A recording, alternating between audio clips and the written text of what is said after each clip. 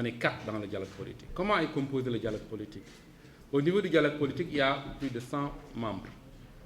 Il y a 4 seulement de la société civile, 20 de la majorité, 20 de l'opposition, 20 des non-alignés.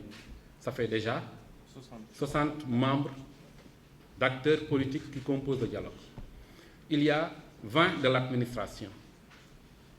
Ça fait 80 déjà.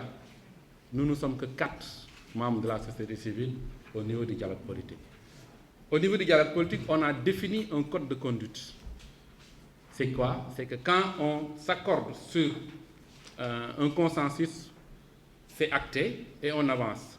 Mais chacun a sa liberté de dire qu'il est d'accord ou il n'est pas d'accord. C'est pourquoi vous me voyez parfois sortir, faire des déclarations sur comment fonctionne le dialogue politique.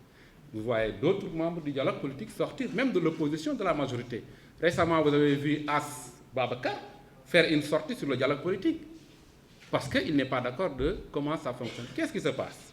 Nous estimons que nous n'avons jamais été contre le report des élections locales parce que ça s'imposait. Mais nous sommes contre tout dialogue, tout report non encadré. Et c'est ça que nous dénonçons aujourd'hui. Jusqu'ici, on n'a pas dit qu'on est contre le dialogue, le report. Mais nous sommes contre tout report non encadré parce que c'est une première.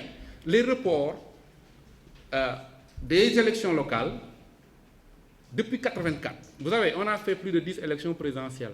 Il n'y a jamais eu de report. On a fait plus de 10 élections législatives. Il y a eu un seul report seulement. Mais depuis 1984, on n'a jamais organisé les élections locales à date échue. Mais pourquoi? Ça veut dire qu'on ne respecte pas les élections locales. Et l'autre problème, c'est qu'aujourd'hui, on a 2 dialogues. On a le dialogue sur les processus électoraux, c'est-à-dire le dialogue dans le cadre de la commission cellulaire sur les règles du jeu électoral. Et d'un autre côté, on a un dialogue latent, un dialogue qui se fait en dehors des instances régulières. Les retrouvailles Wade-Macky, c'est l'aboutissement d'un dialogue souterrain. Mais il y a un dialogue formel et un dialogue informel. Et c'est ça qui pose problème, à mon avis. Et donc, nous avons estimé qu'il est temps que quand on reporte les élections locales, qu'on puisse dire, parce qu'il y a une conséquence du report. Le report entraîne la prorogation systématique des mandats des conseils municipaux et départementaux. Et ça doit se faire pas seulement à travers un consensus politique, mais à travers un consensus démocratique, ce qui n'est pas le cas. Aujourd'hui, nous en sommes à la 34e rencontre, 34e session du dialogue politique.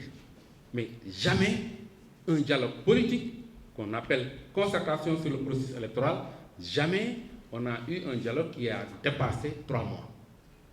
Aujourd'hui, nous avons entamé le 6e mois de ce dialogue politique, donc c'est inédit. Combien ce dialogue nous coûte? Regrouper 100 personnes ou 200 personnes dans un hôtel, les nourrir, leur donner du transport, combien ce dialogue nous coûte? Ce dialogue même doit être encadré. Mais quel est le problème? C'est que le dialogue aujourd'hui, le dialogue politique est né avant le dialogue national. Ça veut dire que le bébé est né avant le père. Et tous les actes du dialogue politique doivent être actés par le dialogue national qui n'existe pas encore parce que la commission du dialogue national n'est pas encore installée. Et tous les actes que pose le dialogue politique, pour être applicables, doivent passer par le dialogue national. On a acté en consensus l'audit du fichier électoral. On doit recruter un cabinet indépendant pour le faire. On ne peut pas le faire parce que dès lors qu'au niveau du dialogue politique, on ne veut pas que le dialogue politique soit arrivé au ministère de l'Intérieur. Donc c'est le dialogue national qui doit prendre en charge les frais de l'audit du fichier électoral et l'audit du processus électoral. Mais quelque chose qui n'existe pas, comment elle peut prendre en charge les frais de l'audit du fichier électoral ou du processus électoral?